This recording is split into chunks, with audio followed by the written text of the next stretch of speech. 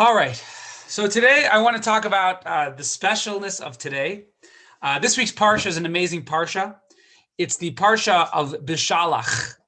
Bishalach is also called Shabbos Shira. It is the end of the Egypt saga. How did the Egypt saga end? It says actually that the Jewish people were not really, they didn't feel free of Egypt until the Egyptians drowned in the sea. That was when they said, okay, it's over. They're not coming after us anymore. And the story in the Torah is full of hints. When they went in the sea, it says trees grew. It was totally miraculous. There have been scientists throughout Jewish history who try and explain things scientifically. But the Torah is, in Jewish tradition is quite clear that it was unbelievable. It was unbelievable. You had to be there to believe it, see it to believe it. The birds were chirping. The Jews went through on dry land. There were actually 12 rows. In Jewish tradition, they went in the same side. They came out the same side they went in. It was just a miracle. And the Egyptians drowned. It says every single one drowned, but Jewish tradition has it that Pharaoh did not drown. He went around. He was totally a changed man finally. That's this week's Parsha. It's called Shabbos Shira because we have the song. The song at the end, we have the song of the men song that was led by Moses is called the Shira. We say it every morning in our Shacharis prayers. We all say it on Shabbos. Beautiful poem in the Torah. And then afterwards we have Miriam singing a song with the women. It says the women's song was better than the men's. The men didn't have any musical instruments, but the women had drums and tambourines. The Midrash says that it was the merit of the Jewish people, the women's faith, that we left Egypt. Because the women had faith. The men were doubting it a little bit. The women had faith. And the women actually prepared instruments. They were so excited. For many years, they had instruments ready to go for the day they leave. And indeed, they left. And we actually find in the Haftorah is a song from Deborah. Deborah was one of the leaders of the Jewish people. And we sing a song from Deborah. There's many songs in Tanakh. There's a song by King David. But we sing Deborah's song to stress the women's song, how the women have so much faith. And in their merit and their prayers, we leave exile. And we'll leave this exile as well. Today is also a very Hasidic historical day. Yesterday was Yud Shvat, the 10th of Shvat. That is the day that the previous Rebbe passed away. Now, right away, people felt that his son-in-law, the Rebbe, would be the next Rebbe. However, it took about a year to convince him. It was a very interesting year. All sorts of things happened. The Hasidim put an article in the newspaper saying the Rebbe is now the new the Rebbe we know is now the new Rebbe, and the Rebbe called him angrily. He said, I never accepted to be the Rebbe. And they said, well, we didn't say you accepted it. We said we named you it. We inaugurated you. So anyways, it was Yud Aleph Shvat, the 11th of Shvat, a year after the previous Rebbe passed away. There was a Yartzeit Farbrengen. Now, Mendel's computer has a lot of filters and stuff like that. So I don't know if I'll be able to show you the video. But we don't have a video of that Farbrengen. We have pictures, but it kind of gives a perspective of what it was like. Now, there is footage of the year later, and it's you'll get a little picture of what it's like. And I guess I'll show that footage at the end because Mendel's computer blocks videos. We just don't want him to waste so much time on it, right? So give me a second.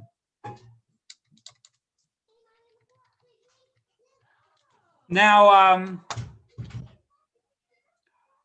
just a 2-minute video clip. Let's see if we can get it here. Okay. All right. Anyways, I'll show it to you after. So anyways, the Rebbe, this is what it was like throughout the year. The Rebbe had been refusing to become the next Rebbe. And it was Yud Shvat. It was exactly a year after the Yartzeit of the previous Rebbe. And the Rebbe was speaking, and he said some very interesting things in his talks. One of the things he said He said, righteous, truly righteous people are in absolute control of their life. They decide when to get sick. They decide when to die. Just like God has a plan for every person and has a time for every person, and we're unaware of it. So it's very difficult for us. Righteous people are not unaware of it. They know when their time is, right? They know when their time is going to be. So the Rebbe spoke about that, and he spoke about how everything has a plan, and the plan of the Jewish people who are gathered there tonight, they're going to go and take over the world with love of their fellow Jew and love of God and love of the Torah, and teach the world all the Jewish people, how to be Jewish. The room that they were in, some of you were in there, the Robinsons were in that room. I took them in, it was like a little room where yeshiva students were studying. That was the old room that they were in. It's smaller than our sanctuary, I actually measured. Do you remember? I was upstairs, we went right in the door, and I said, I used to sit here, this is where I used to study. And probably could fit about 30, 40 people, or maybe 50 people. Code-wise, probably 20 people, but there were probably about 150, 200 people in there. They always tell how the walls were sweating because the perspiration was actually on the walls. The New York Times, anyone heard of the New York Times? Okay, no. The New York Times said some fake news. They said there's a new rabbi in Brooklyn who thinks he's going to conquer the world. He's talking to 100 people thinking he's going to conquer the world. Anyways, in a certain sense, he did. So that was in the New York Times, famous article. Now, just to give a little bit of, to color it a little bit. So, let's say Bracha has a grandfather who was there. There were many students. There were many old Hasidim. There were many old Hasidim who had somewhat of despair. They came to America and it wasn't like the old country. The old country, they were warriors who sat in jail for sometimes 5, 10, 15, 20 years. But in America, it was different. It was difficult. And the Rebbe got up there, and there was a chassid. His name was Sender Nemtsov. Sender Nemtsov, I just read his an article about his biography last night. Sender Nemtsov was from Russia, and he was about to go to yeshiva when he was drafted to the Russian army. He was drafted to the Russian army, and he was in the army for 6 years, ages 20 to 26. Anyways, he came back. Now, and the way it was in the olden days is if you had a diligent kid in your community, the whole community would chip in to send them off to yeshiva. It was almost like a pride of the community. We sent off a guy to be a rabbi. So they were going to send him off, but he was drafted in the Russian army. In the Russian army, he didn't eat any non-kosher food. Just a quick anecdote. He got busted. They said, you're not going to be as strong as the other soldiers. So he said, watch, I eat whatever I eat and I'll be stronger than them. So he said he basically kept his kosher regiment and waited 30 days and prayed for a miracle. Anyways, 30 days, they had a race. He won the race. They had him pick up heavy machinery and he picked it up. He said it was a miracle. Anyways, Sender Nemtsov went to yeshiva at the age of 26. He studied for a few years, got married, and he was sent off to England where he was a ritual slaughterer. He was actually blessed with the blessing of the previous Rebbe to live a long life. He lived till 97 years old, and his wife was also blessed. She lived till 109. So anyways, he arrives he came to Brooklyn because he knew something special was going to happen that year. And the Rebbe was talking, and he said to the Rebbe, he said, the talking is very good, but we want to hear a discourse. We want to hear a mimer. A mimer is a idea. It's kind of like when the Rebbe introduces a new Torah idea, almost a new way of life, a new way of looking at life. So the Rebbe, a little while later, the Rebbe said his first mimer. His first mimer, Hasidim traditionally, when they hear a mimer, they would stand. They felt it was like a new mandate. So they said the first mimer, and this guy stood up on the table and he said the blessing Shechianu. He said Shechianu. He said, wow, look, we have a Rebbe again, Anyways, traditionally people today, they study that mimer. I talked about some concepts last week, and I just want to finish up and talk about some concepts this week, clarify some things. There's some fascinating ideas which are relevant to our generation. As we see around us, the world gets more chaotic, more and more chaotic. I think the Maimarim of the Rebbe, the teachings of the Rebbe are especially relevant. The more chaotic the world is, the more calm we need. I saw in Israel, they're shutting down the airport for 2 weeks now. They want to get everyone vaccinated. They also feel like maybe they might have a new strain of coronavirus where it won't work by the vaccine. Whatever it is in Israel, they're deciding today to shut down 2 weeks, possibly up to 5 weeks, right? So it's like, wow. In Israel, they vaccinated so many people, and now it's just getting more chaotic. So anyone, just as a side note, anyone who needs to go to Israel, now's your chance. If you don't go in the next couple of days, they always give a couple more days, and then they shut it down, like 48 hours, and then they shut it down. Okay. So I'm going to share a screen, and I will show you some tidbits of the mimer. I'm going to skip the hard parts. There are certain messages which the Rebbe made very relevant to us. I was actually listening to a talk last night, or several people were talking last night on Zoom, several rabbis who were actually there. This was in 1951. They were teenagers. The oldest one who was there was 17, I think, 18. I mean, there were older ones who I missed because they started New York time and it was still Shabbos here. And, you know, the older you are, I guess the earlier bedtime you needed to have. But I definitely heard some people till the wee hours of the night. And of course, there's some pretty old guys who were sitting there for hours and hours. I mean, I looked at the clock. I'm like, wow, it must be 1 a.m. in New York. And they're still sitting there talking happily. But I guess at that age, you can't sleep anymore. Okay. I'm going to share a screen. This is just going to clarify.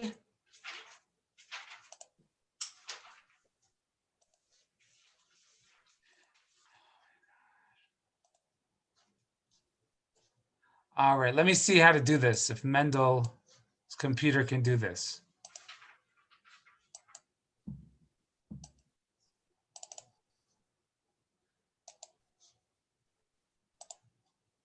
All right, can everyone see this? Yes. Tidbits from the first mimer? Yep. Okay, great. All right, Mendel's computer, I mean, you know, it was really funny. In New York, my father-in-law, he's Israeli, and he was telling me like, oh, he doesn't know how to type the vowels. You know, in Israel, no one uses the vowels, but sometimes you want to use the vowel to clarify something. So he's like, do you know how to do it? And I said, you know, I used to know how to do it, but Mendel knows. So he said Mendel went and showed him and also did a bunch of other things to his computer in just a few minutes. Okay, so this was the first mimer. Again, a mimer literally means a discourse or a thesis.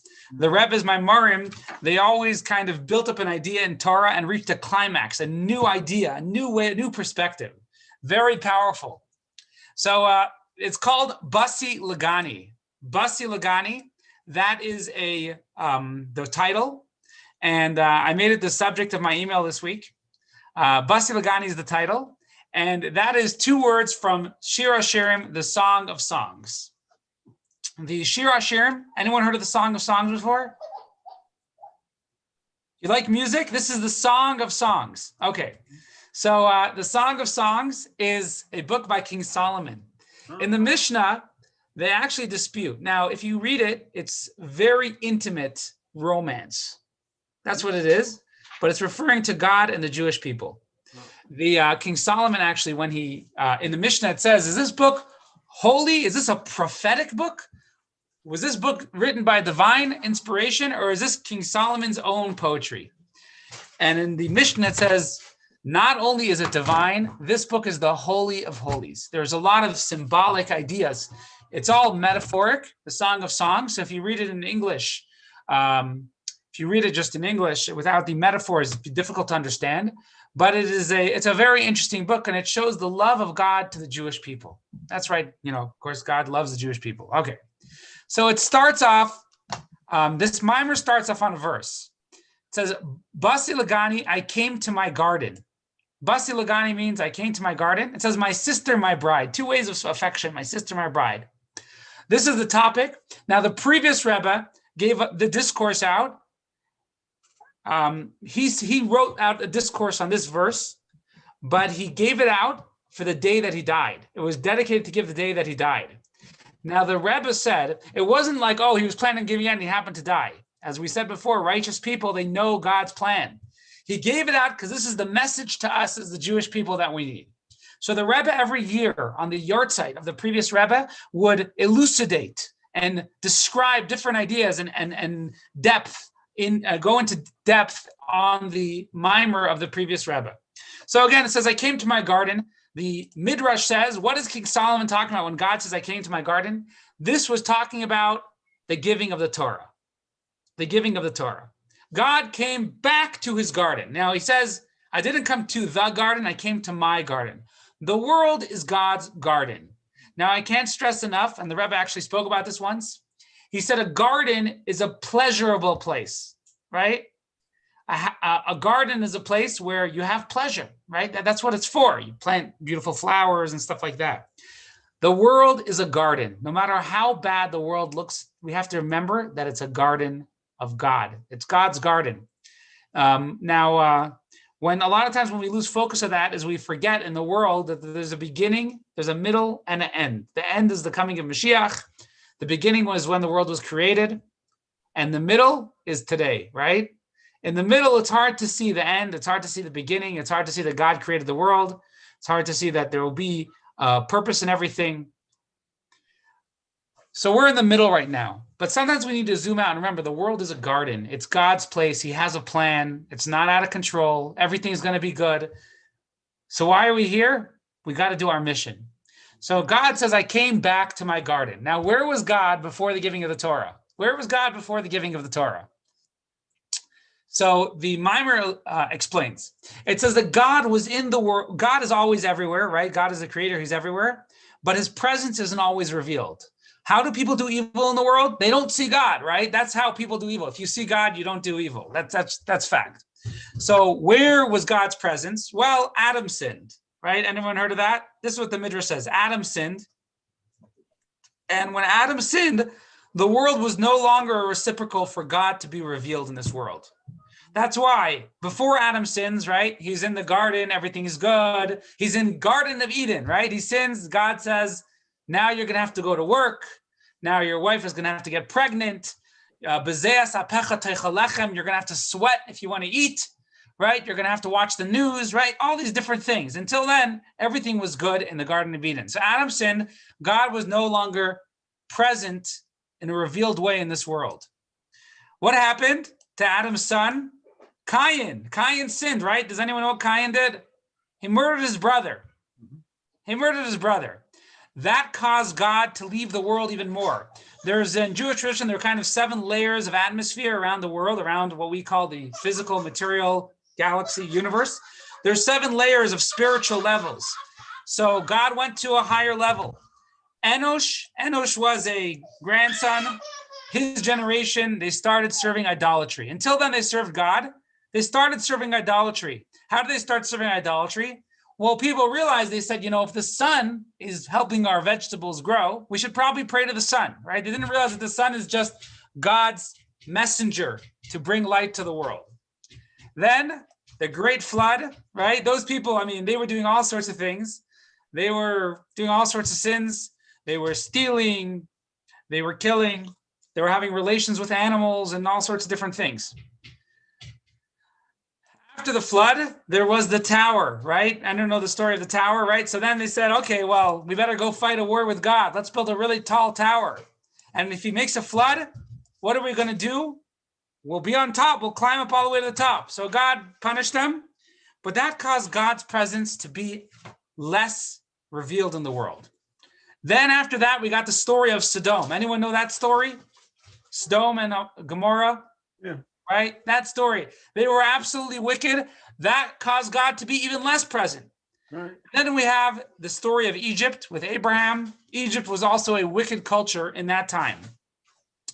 So basically, if you can imagine a ladder with 7 rungs, God was totally out of this universe. Of course, he's present here, but in a hidden way. He wasn't here in a revealed way as usual. Then the Midrash continues and says, Abraham was born. What did Abraham do? Abraham was the first guy to realize that there must be a creator of the world. Who's the creator? God, right? Abraham. Then Isaac did his service in spreading God in the world.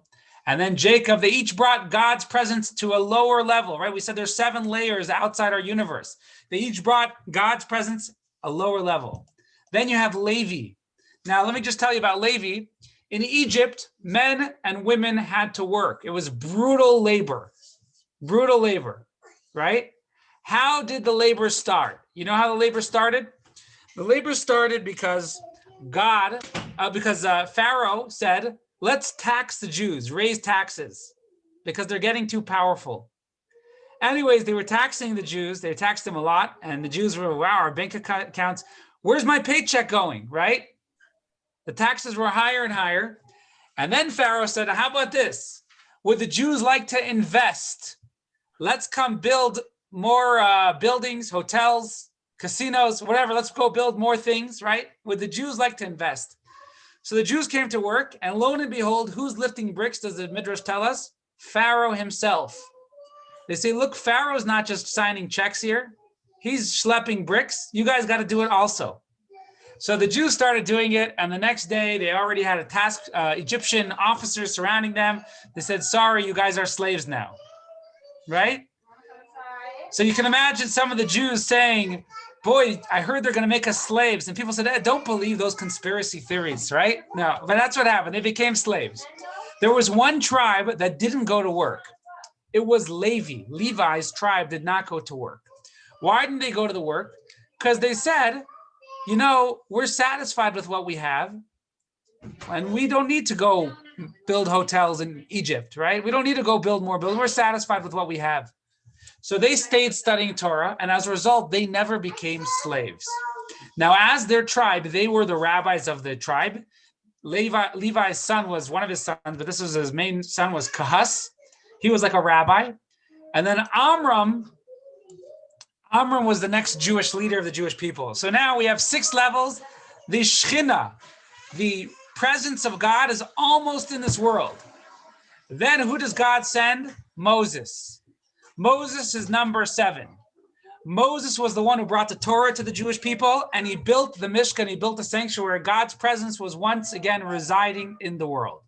These were the 7 levels. Now the Midrash says, why is it that Moses was the one who got to do it? Because the 7th is beloved. Number 7 is beloved. 7th is a lucky number. 7th is beloved. Moses was beloved. He brought it back down to this world. So there's really a lot of details in the Mimer that it talks about. And the Mimer, it talks about how we all need to build a sanctuary in our home, in our heart. Everyone needs to build a sanctuary in their place. The world now here's another thing that it talks about. You know, a lot of times I have a lot of youth here. Not youth, I mean youth, everything's relative. They're in their 20s. And they always ask me what's Judaism's view of Buddhism, Buddhist meditations. I don't know if you guys know, but in Prescott, you have a lot of people who are into meditations, different universities here, gurus, hippies, you know. Prescott College. I was gonna say Emory Riddle, but anyway, no, okay. This is a common question. Now, one of the basic answers is in a lot of meditations in the world, people are trying to get out of the world. They're trying to get out of the world. They're trying to get out of the materialism. They're trying to get out of the closed-mindedness of this world. In Judaism, the meditation works in a slightly different way. We're trying to actually see God in the world. We're trying to see God in the world. We're trying to see that this is the place that God wants. So a lot of what the Rebbe talks about is the purpose of the world is dira b'tachtonim. Dira b'tachtonim means 2 things. God wants a home. When you're at work, right, you're not really being yourself. When you're on Zoom, you're not really being yourself, right? You're not. You're projecting yourself. When you come to synagogue, suddenly you come to synagogue and you grow a beard. You look like you're from Fiddler on the Roof, right? You go to work, you start, different places, you do different things. You go to the supermarket, you dress a certain way, you do certain things, certain mannerisms. The only place where you are is your home. God looks at this world as a dira, his home. He wants to be here the way he is to himself, right? You know how it is wherever you go. You're having a good time. You come home and you sit down, you say, oh, finally I could just be myself. That's the beauty of snow days, right? Everyone's themselves. There was a lot of interesting things happened this year. People were stuck at home, right? For some people, that was a really good thing.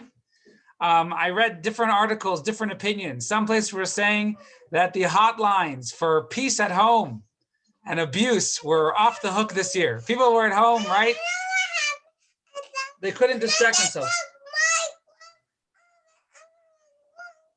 Okay, mommy's gonna put it on.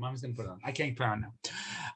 On the other hand, I heard that some families had not spent family time together in years, right? So different people have their different perspectives. Either way, we should make our own choices. But God wants a dira b'tachtonim. He wants to be in the lowest world. He wants to be in the place where he's least present, right? So this world, however bad you see this world, that's even better reason why God wants to be here. God wants to be present in the most void place of himself. That's our world. Our world is the lowest place of all these spiritual worlds. There's many of them. Our world is the lowest place. That's where God wants to be present. So that's why mitzvahs are so important. That's why spreading Judaism in this world and studying Torah in our world is so important. When I moved here, there was a guy, he said to me, what did you do to end up be sent to Prescott? Why did you deserve that? Right? The big guys go to New York, Israel, LA, Hollywood. He said, what are they trying to punish you? I said, what do you mean? He said, well, this place doesn't exactly have a Jewish community. I said, no, I don't think you understand. In the Chabad circles, people say, oh, where are you moving? Oh, I'm moving to Florida, Miami. Oh, very nice. You'll be a rabbi in Miami. Where are you moving? Prescott. Don't you know there's barely any Jews in Prescott? Even better. Don't you know they're so assimilated? Even better, right? Because we're going to the world we're desolate for spirituality, and we want to bring spirituality there. Specifically, Chabad rabbis want to go after the people who have assimilated the most. And I do have that a lot. A lot of times people will say, hey, you want to put tefillin on? And they'll say, Rabbi, I eat bacon on Shabbos. I'll say, even better, right? You're the guy who we came here for to put tefillin on, right? I remember actually, I was once before Rosh Hashanah, and there's a guy, I said to him, we're doing Rosh Hashanah right over here. You come inside. He said, Rabbi, when I go out to breakfast with my friends, we go out to the Golden Corral and we eat bacon, and I eat 100 pieces. I said, even better. He said, well, you think I'm a bad Jew? I said, no, I think you're a good Jew. I said, next time, just try and eat 99. One less will be, but that's where we're going. We're going to a place. It's a job of the Jewish people to go to a place which is desolate, dira b'tachton, in the lowest places. That's what Moses did. If we find Moses built the Mishkan, as we spoke last week, was built out of wood called shittim wood. Shittim wood means foolish wood, right? The idea of our job is to go to the most foolish places. Jewish people have to go to the most foolish places and bring God there. Go to the lowest places and bring God there and show that it's really a garden. That is the job. Okay. That is what Moses did, and that was a theme which the Rebbe spoke about every year. It's our job to go to the lowest places and show God, that God's in a synagogue in Jerusalem and he's present and people are talking, and that's very nice. But that's not the purpose of our world. The purpose of our world is to bring it to every small corner of the world, every Jew. In fact, in Jewish tradition, it says, why did God send the Jewish people to exile all around the world? So the Talmud says, in order they should add in converts. Now, the commentaries explain, it doesn't just mean people who convert to Judaism. It also means places which be converted to Jewish places. In other words, Jews were exiled to the lowest, furthest places in the world, and it caused tremendous pain to our nation. But we ended up there for a purpose. Now, someone was just mentioning last night, they said they were so mesmerized that there was a menorah lit next to the tallest skyscraper in the world in Dubai this year, right? It's like, could anyone have imagined a menorah in Dubai? I mean, the skyscraper is like their shrine of power, right? And it's like a menorah is being lit there. Anyways, so that's our purpose, to transform the world. Okay, now, I want to talk about the seventh is beloved. This is another theme. Now, interestingly enough, we said from Abraham till Moses was how many generations? Seymour's the only one who's not muted, so he wants to answer. How many generations from Abraham till Moses? Oh, I don't know. 7, right? 7. Okay. There were 7 generations. Moses was number 7. And Moses finished the job. Now we have a similar revolution in Jewish history. The first Chabad, the Rebbe, which we call the Rebbe, is the 7th Rebbe of Chabad Hasidism. 7 Rebbes ago, they started a revolution of going and transforming the world with Hasidism, and the Rebbe is number 7. So the Rebbe got up in the first line where he said, we're the 7th generation. We're the closing hitters. We're the last generation, our generation. In Judaism, generations can last many, many years, but we're the last generation who have the job of bringing Mashiach, who finally are going to transform the world. And then, if you look historically at the last 70 years since the Rebbe became Rebbe, there were tremendous revolutions in Judaism. I mean, the fact that there's 6,000 rabbis everywhere, and every week there's another few ones going to desolate places where you think they're desolate of Judaism, that is a tremendous revolution. But as individuals, I mean, the knowledge of Torah is just so available everywhere. It's a fascinating thing. So we're the 7th generation. Now, here's what the Rebbe said. He said, 7th generation means that you're 7th to the 1st. Now, so Moses, right? Moses was number 7. Who was number 1? Anyone? Abraham. Abraham. Mendel's keyboard, the E doesn't work. I saw him copying and pasting E's around. He kept, when he types, he very quickly pastes an E whenever he. So Moses, gotta fix that. Okay, Moses was number 7. Abraham was number 1. So Moses was 7 to number 1. What was Abraham's job in the world?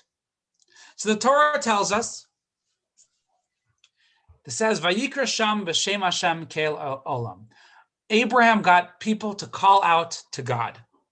He called out to God, and the Midrash says, the way the verse is articulated in the Torah, he got other people to call out to God and to say that God is the world, right? The world and God are not two separate things. That's what Abraham's job was. Now, there's Abraham sacrificed his life for it many times, but he went around and he decided he's going to open his tent, invite people in, and teach them that there's one God in the world. And one God doesn't just mean there's a world and one God, but it means the world itself is totally in God's dominion, right? The world and God are not two separate things. It's not like God threw a bowling ball. And, they say, after you throw a bowling ball, they say raising kids is like throwing a bowling ball. After you throw it, the only thing you can do when it starts turning to the gutter is say, lean over and try and, right? The world's not a bowling ball. The world is God's creation and he's present here. So that's what Abraham revealed to the world. And that's ultimately what Moses was doing. Now, there was a difference between Abraham and Rabbi Akiva. Now, Rabbi Akiva is one of the coolest guys in the Talmud. He's one of the greatest rabbis. There's a lot of cool things about him. Anyone know? Anyone know when he's learned how to read Hebrew? When he was 40 years old. Yeah, in his 40s. That's what 40 years old. So Abraham's parents were both converts. Rabbi Akiva's parents were both converts. And,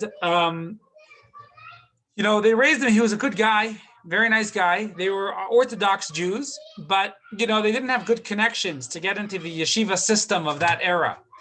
So he grew up and he ended up learning Hebrew when he was 40. We all know the story that it was very difficult for him, but he saw a water dripping on a rock and making a hole in a rock. And he said, if that rock can get a hole through water, then I can drill it into my head till I know it. Next thing he knew, he became one of the greatest scholars in Jewish history. He had 24,000 students, and they all died. There were 5 students left. And almost all our Judaism that we have today are from those 5 students, right? Because he taught those 5 students. He made each one an expert in a certain part of the Torah because he saw so many students died. In order to keep Judaism through exile, he was right at the end of the Second Temple where the Romans were ruling after the temple was destroyed. And he said, in order to survive through exile, I'll train these students. And that's how we still have Judaism today. Anyways, how did Rabbi Akiva die? We read it on Yom Kippur, he was killed by the Romans. Horrible death. Now, here's the interesting thing. Rabbi Akiva was a very holy rabbi. He always used to say, when will I have the opportunity to die sanctifying God's name? Sanctifying God. When will I have that opportunity? One of the biggest mitzvahs in the Torah is to die sanctifying God's name. That's one of the biggest mitzvahs in the Torah. Right? It's called Kiddush Hashem. There's actually a fascinating letter to the Chassam Sofer. The Chassam Sofer was a rabbi in the 1800s, a tremendous Torah scholar. And in the cemetery, back in the olden days, nowadays it's a little bit in some places, back in the olden days, people were very edgy. Who am I being buried next to? I'm going to be buried next to that guy. He's a schmuck, right? In the Talmudic times and the biblical times, people knew if someone got capital punishment and died because they sinned, people didn't want to be buried next to him. Anyways, in this cemetery in his town, in Poland, I believe, there was a person buried, and on his matzeva, on his tombstone, it said that he was killed by Gentiles. So someone said, whoa, he was killed. Probably he was a big sinner, right? I don't want to be buried next to him.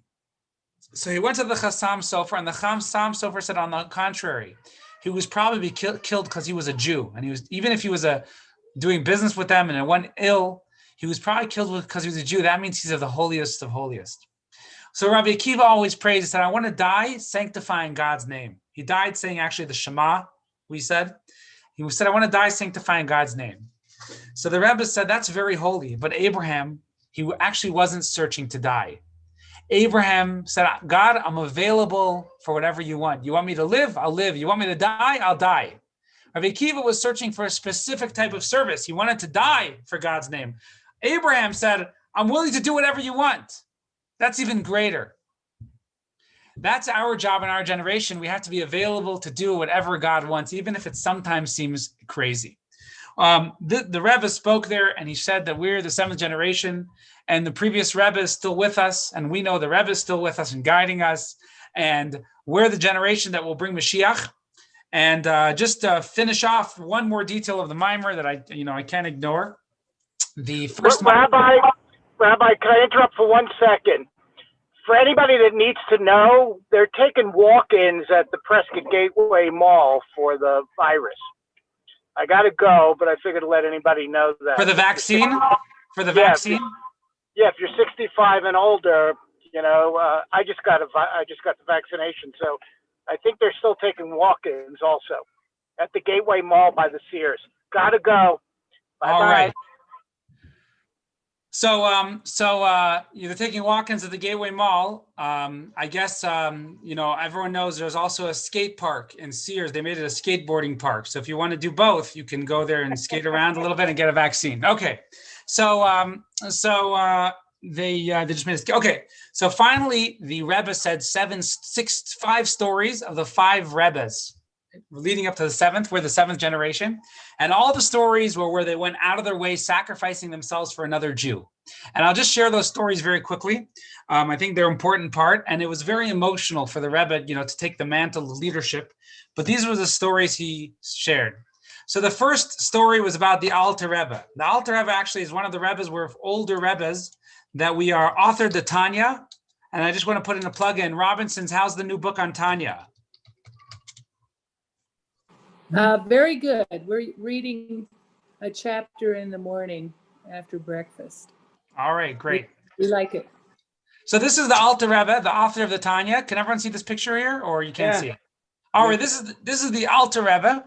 We have this picture because he was in Russian prison, Tsarist prison, and they someone painted a portrait of him. They felt he had like an angelic face. So the Alter Rebbe, the story that they said is the Alter Rebbe was praying on Yom Kippur. And, he's praying. He's the rabbi of a synagogue, large synagogue. I mean, he's the rabbi of a synagogue where everyone's a rabbi. Reminds me of a story. Putin was once in Israel, I guess, and he was with Rabbi Ber Lazar, the chief rabbi of Russia. Or he was in Russia, I guess. Rabbi Ber Lazar introduced him to the chief rabbi of the Kfar Chabad. It's a little town in Israel. There's about 3,000, 5,000 people living there. Little town. And this rabbi of the town is there with Rabbi Ber Lazar.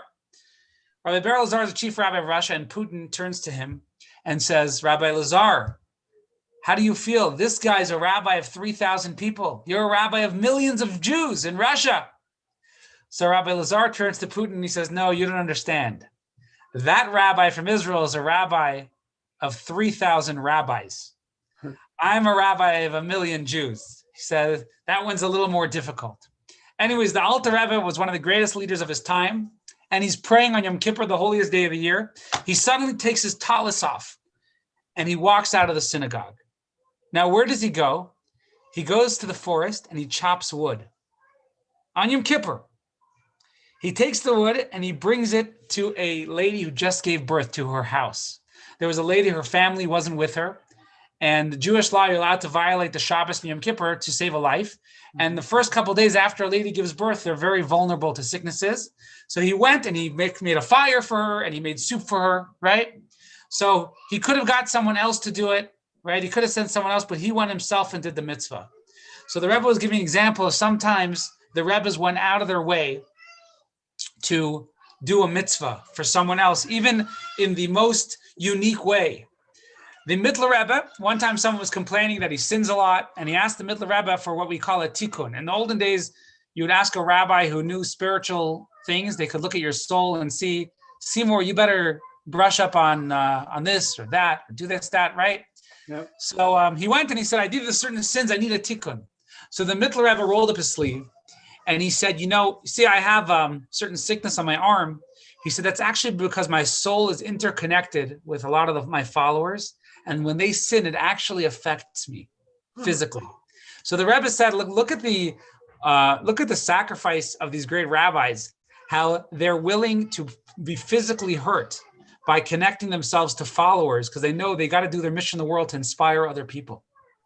The Tzemach Tzedek used to have, the third Rebbe used to have visions of the Alter Rebbe. His grandfather had passed away, but he used to have visions. He would come and teach him Torah. Anyways, there was a long period of time he didn't have visions. He was walking to the synagogue, and someone came to him and said, hey, can I borrow a few dollars for business? Today's the market day. He said, no problem. Come to me after I pray in the morning. It's a mitzvah to pray first thing in the morning. He went, he started praying, and he said, that guy probably needs to get the market sooner than later. He ran over to him. He left the synagogue and gave him the money. He ran home, got the money, he gave it to him. Anyways, he came back, and during that prayer, he had a vision of the first Chabad Rebbe, his grandfather.